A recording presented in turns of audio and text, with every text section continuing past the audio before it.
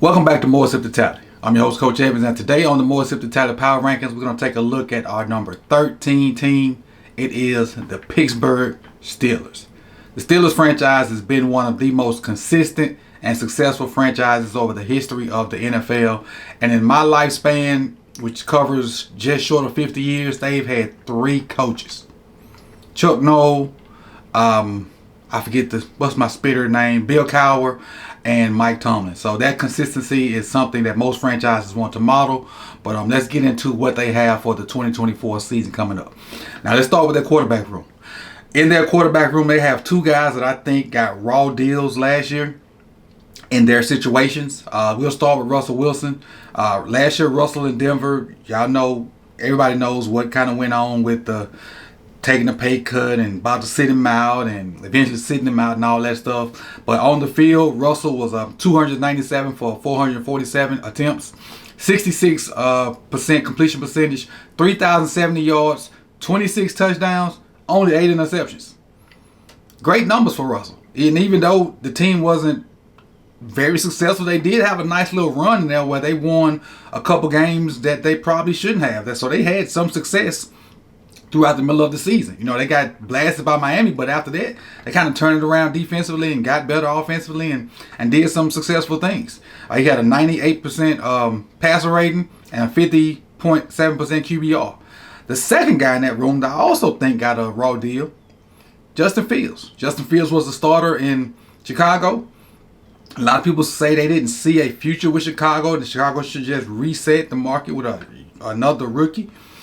But in my opinion, I feel like you knew what you had in Justin. Take those picks and build around what you know you got. But now you have an unknown guy with Caleb. And yeah, he got potential, but potential, which is an unknown, versus what you know you got and what you can work on, the negatives. In my opinion, I would have kept Justin. But again, both of them now in Pittsburgh. And Justin Fields last year, he was 227 for 370 yards with 2,556 yards, 16 touchdowns, 9 interceptions. So not a bad year. Not a bad year. His QB rating was 86.3, and his QBR was, his passer rating was 86.3. His QBR was 46.1. And so the third quarterback in that room is Kyle Allen, who was behind Josh Allen. He didn't have any stats in 2023. Let's move on to their running back room. And again, all the numbers will be at the end when I list them all and tell you what I think of the rankings for each room.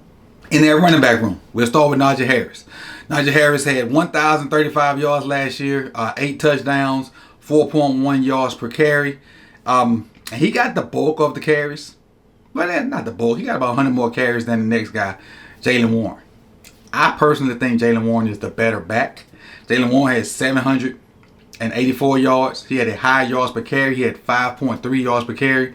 But I understand Najee being I want to say the bell cow. He's a bigger, taller, stronger back. But Jaylen Warren is real shifty, in and out of breaks real fast.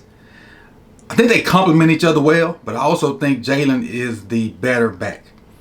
They added Cordell Patterson to that running back room. Cordell's at 30. Didn't have but just under 200 yards last year. But him being an extra person in that room, and also using him on the kickoff stuff. And I understand he's 30, so it's coming to it's 33 actually. It's coming to an end for him.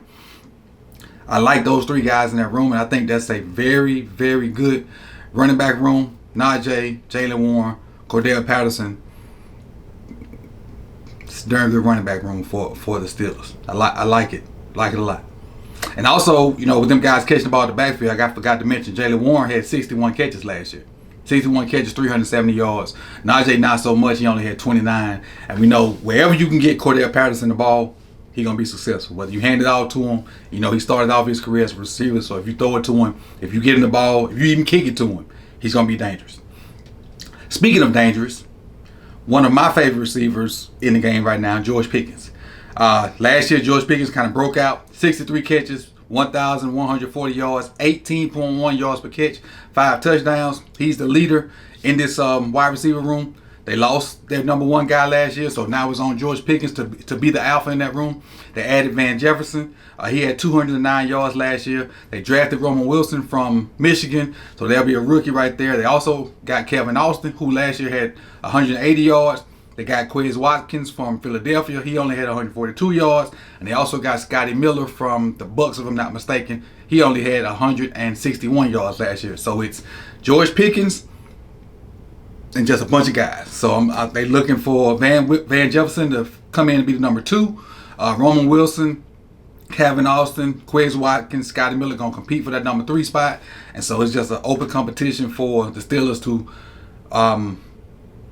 in the wide receiver room. And that's not something we're really accustomed to. The Steelers normally keep wide receivers. And for them to have guys that got to fight for spots 2 through 6, that's going to be interesting to see how that pans out.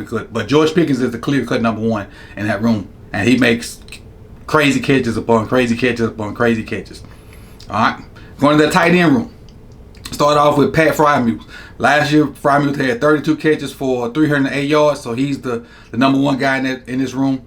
They drafted Darnell Washington last year, so this will be his second year, the big tight end from Georgia. He's normally their blocker or whatever. Freiermuth is kind of their catcher. He only had 7 catches for 61 yards. And they also have Connor Haywood, whose brother plays on the defensive side of the ball for the Steelers. Connor had 23 catches, who's their second leading pass catcher in the tight end room, 167 yards. But Connor's more so like a H-back, like a move tight end. And he kind of fits that body style. So they got 3 different guys that fills 3 different roles.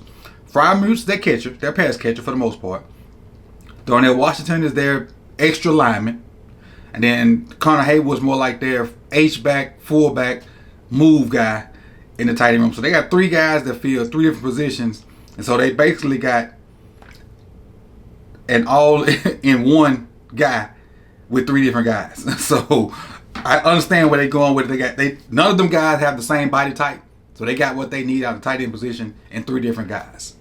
All right, let's talk about their O-line for a second. So on their O-line is where they needed the most improvement. And they tried to do that. They drafted 2 guys this year. And those 2 guys are probably going to start. One being one of my favorite O-linemen, Troy Fontenot from Washington. He's probably going to start at left tackle for them. They also drafted Zach Frazier from West Virginia. He's probably going to start at center. The other 3 guys up the front is Isaac Seumalo, if I said that right. 73.9 grade from PFF. James Daniels, 61.1 grade from PFF. And Bronte Jones, who they drafted a couple years ago, was a 57.3 grade from PFF. So their offensive line has a lot of getting better to do. I think they're headed in the right direction, especially with the 2 guys they drafted. I really like both of those guys. If Broderick Jones can take another step, because it's that time for him to take another step, because this will be his 3rd year, if I'm not mistaken. They're heading in the right direction, all offensive line-wise, but they got to put it together. And I know Fontenot and Frazier going to have growing pains, but I'd rather have growing pains with rookies than growing pains with veterans. So I like where they're headed with that O-line. And again, all the rankings will be on the back end. Let's switch over to the dark side. Let's talk about a little defense, which Pittsburgh has always been known for. Like the Steel Curtain and all those names way back in the days when right before I was born and whatnot. And the funny thing is for those of you who don't know, like I like the Ravens, but both my parents are Steelers fans. How did a Ravens guy come out of 2 Steelers parents? Don't know, no clue, but it is what it is. 3-14, which we all know that, but they do multiple stuff, but mainly a 3-14. In the middle, Cam Haywood. When we talked about his brother earlier, Cam Haywood's been a stalwart in that front for a long time, playing that 0 or that 1 or that shade or whatever. Last year he had 2 sacks, 33 tackles, and that's a down year for him in my opinion. But his job is really at this point to hold up blockers. They added Larry Ogunjobi a couple years ago from Cleveland. This will be his 2nd year in Pittsburgh, if I'm not mistaken. He had 3 sacks, 43 tackles, 3 TFLs. And again, those guys trying to eat up blocks. Last year, Keanu Benton was a rookie.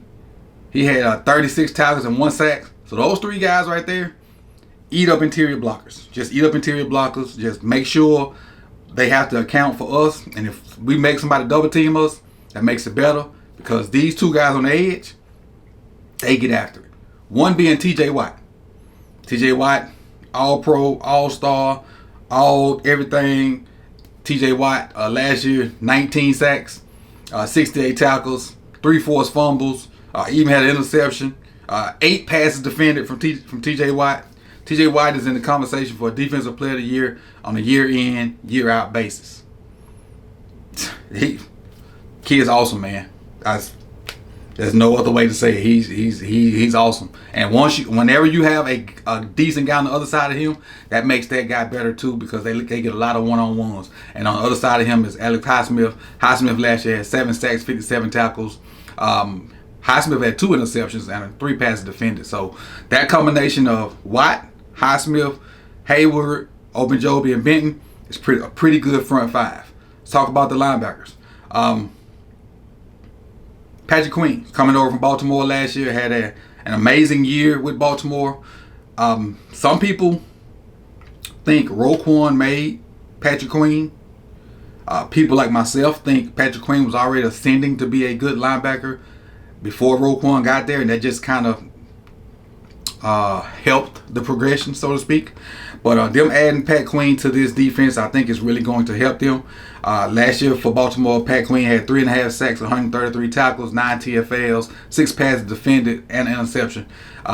Playing alongside of Pat Queen, the projected starter right now is to be Corey Holcomb. Last year he had 54 tackles, 1 PD, a forced fumble. But also another guy in that room that may fight with Holcomb. And I normally don't list 3 linebackers, but I got to mention this guy because this guy had over 100 tackles. And that is Elan Roberts.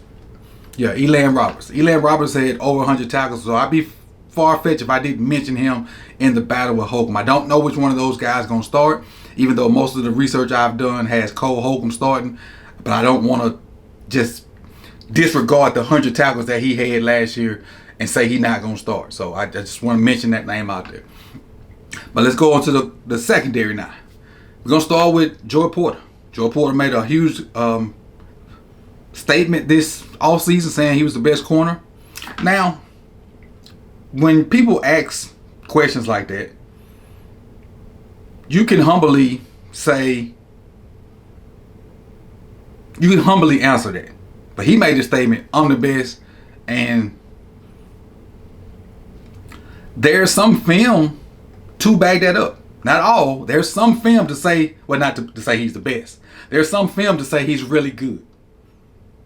He has the traits to be a darn good corner for a long time. Stats-wise, he had 10 passes defended. He had 1 interception. That 1 interception came against Baltimore versus Odell Beckham. 43 tackles. Joey Porter is very, very sticky in coverage. And they didn't hide Joey Porter this year. Joey Porter Jr. He covered number 1s. If you go back, that's a video on this channel talking about Joey Porter. He covered number 1s. He followed them. So they didn't hide him. They added Dante Jackson from Carolina to this secondary. He'll play the other corner. 59 tackles last year, 5 PDs, no interceptions. And they brought Cam Sutton back from Detroit. So now they got Cam Sutton back over here to be the 3rd corner, or Dante Jackson going to be the 3rd corner. One of them two they're going to rotate it. He had 65 tackles, an interception, and 6 PDs last year for Detroit. So they upgraded their cornerback room. So those 3 guys, you know, Joe Porter's obviously the dog. Cam Sutton and Dante Jackson a little older. But we'll see. We'll see. But obviously Joe Porter is the guy in that room, and he probably won't get a lot of pass defended like he did this year. Because people, once you set that tone like Sauce did that first year, people are going to start throwing away from you. They're going to start throwing away from you. And the way his technique and everything looks, he's real sticky in coverage. Let's go to the secondary, the safety room. Minka Fitzpatrick is one of the best safeties to play the game right now. 64 tackles for him, 3 PDs. Didn't have any interceptions last year. But he's always around the ball, always jarring the ball out, always, you know, you got to find Minka when you break the huddle, if you huddle. He's a guy that's you got to respect in the game because Minka's going to make plays. he gonna make plays. You can get him every now and then because of his aggression. Minka gonna make plays. They added Deshaun Elliott from the Dolphins last year. He had 82 tackles, an interception, 7 passes defended. Now, Deshaun Elliott is just a guy. To me, he's just a guy. Is he gonna upgrade Minka? I don't think so. So when I look at this whole secondary, I would think Deshaun would be the weak link in the secondary. That's just my 2 cents. And I could be wrong. But let's take a look at all of the numbers, and you can see where each position group is ranked, and you can let me know if it's too high or too low. Let me bring them all up real quick. All right, for the Steelers, at quarterback, I have 10. And you're probably wondering, what the heck, 10? I got a lot of admiration for both of them guys. I really like both of them guys separately. And now they're together. And I'll tell you this secret.